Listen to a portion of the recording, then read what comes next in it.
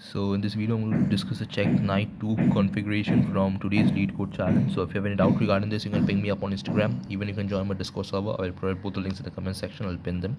So this is a very simple problem. This is whatever you see as 0, 1, 2, 3. This is the position where the knight goes at 0th second, 1st second, 2nd second, and third second, like that. Okay, so you have to say that whether the this is chessboard of n into n, whether this is a valid or not, this is a valid 2 configuration or not. Okay, so you know that a knight moves 2 like this and 1 like this, or 2 like this and 1 like this, or 2 like this and 1 like this, right?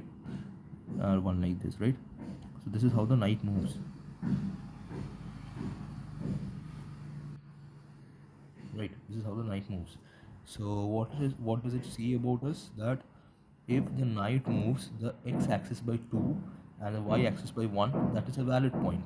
If the knight moves y-axis by 2 and the x-axis by 1, it's also right point. That is the vice versa of the previous case. Okay, so these are the only valid conditions. So what you have to do, let's say initially k is equal to 0, so you don't need to check anything for that. So let's say k becomes 1, so you have to find the position where there is 1. Okay, and you know the position where it was 0. Okay, so now you have to find out x2 minus x1 and y2 minus y1. If this, the absolute value of x2 minus x1 is equal to 2 and the absolute value of y2 minus y1 is equal to 1, or okay, or the absolute value of x2 minus x1 is 1 and the absolute value of y2 minus y1 is 2.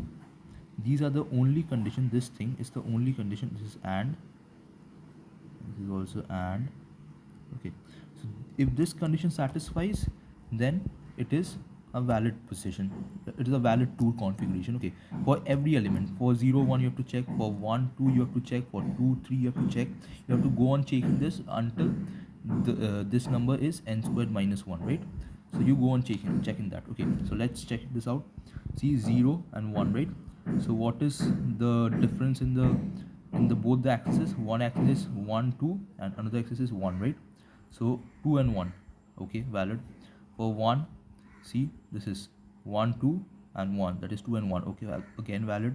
1, 2 and 1, right, again valid, and so on. If you go on checking that, see, 3 to 4, then 4 to 5 and 5 to 6. Okay, so this is a valid thing.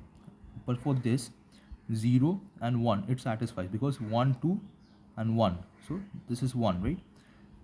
But for, let's say, for 2 also it satisfies because 1, 2 and then 1, right? For 3 also it satisfies 1, 2 and 1.